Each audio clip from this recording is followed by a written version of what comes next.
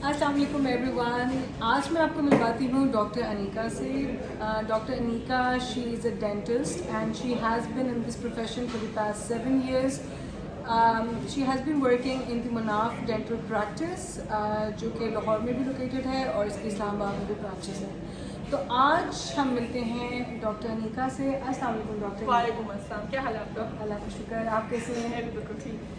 अच्छा, तो मैं जो पहला सवाल आज डॉक्टर अनीका से करूँगी वो कोविड-19 के हवाले से है कि चूँकि डॉक्टर्स का प्रोफेशन बहुत टफ रहा है शुरू से, और क्योंकि इनमें ये खिदमत खल्क़ और इंसानियत का एक जज्बा होता है और उन्हें डेली बेसिस पे पेशेंट्स देखने होते हैं। तो ये आपके लिए कितना टफ मतलब एक्सपीरियंस था कोविड-19 में कि आपने पेशेंट्स को भी एट द सेम टाइम उनको भी चेक करना था और अपने आप को भी इस डिजीज़ से प्रिवेंट करना था। तो how challenging was it for you as a doctor to deal with the patient during this COVID-19 time? तो firstly as a dentist it was quite challenging क्योंकि हमारा इंटरेक्शन ही बहुत क्लोज होता है पेशेंट से, क्योंकि we are dealing with the cavities and the teeth. तो like we have to sit very close to the patient. तो हमारे खास तौर पे हम काफ़ी लाइक रिस्क प्रोन थे to catch covid, but the thing is कि like we took a lot of precautions to be careful. The first thing that we did was that we regularly screened the patients. We checked the temperatures before they came inside the clinic, and we checked for other signs and symptoms possible. Right. And we also asked the patients if they have any history of COVID, or if they know anyone, or if they have any close contact with anyone with COVID. Right. So, in regard to that, the next question that I would like to ask is that, of course, when we have some certain policies and procedures, that needs to be followed by the public in the hospitals. So, how challenging was it for the doctors and the staff to convince the patient, to have some measures in place like wearing a mask or applying the hand sanitizer in the private hospitals in Pakistan? So, how you managed to convince the patients to follow these standard procedures that we need during these COVID-19 times? Okay, so firstly, we made sure that whoever came in the clinic, they were wearing a mask. Right. Okay, secondly, we disinfected all the surfaces of the clinic after every checkup. And thirdly, we also educated the patients regarding the transmission of COVID and how they can be careful and how they can prevent COVID transmission or getting infected. Right. So basically, we had to educate them properly so that they could educate their families as well. Okay. And one more thing was that we were very careful with the patients. We were working on appointment base only, Right. and we were only doing selected patients at that time when the COVID was at its peak. So it's more like it was more selective. It and was based more on the selective. appointment. Yeah, exactly. We had to limit the number of people who were coming inside the clinic. I think as it's a very prevention. good practice that that's a very good control measure that was put in place, that during these times you actually used to schedule appointments and no walk-ins were allowed during that time. And Only emergency cases were allowed. Like patients who had extreme pain, they were allowed to walk in, but the rest of the patients were reappointed. Sorry. Okay, that's very good to know.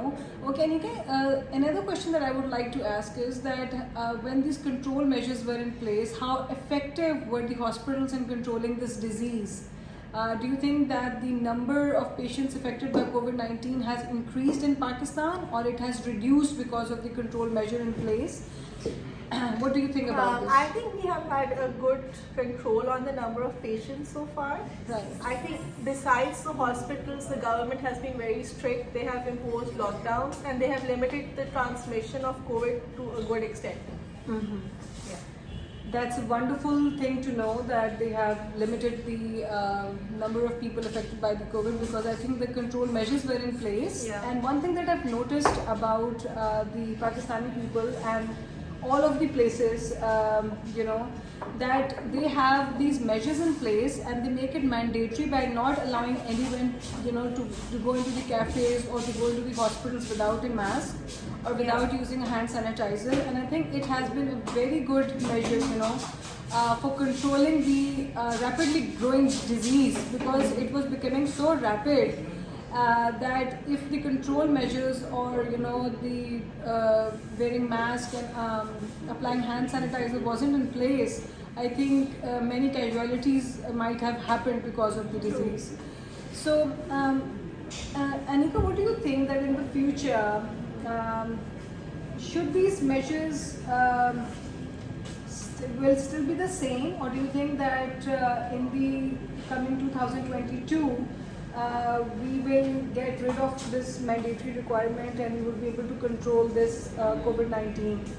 Okay, so I think that ever since the vaccinations have started, we have had a good control over the disease. And I think that we should still be careful in this coming year because there are still so many variants that are being registered and diagnosed on a daily basis. Right. So I would say still wear a mask, be careful, sanitize your hands, avoid close contact, avoid large gatherings, and get vaccinated.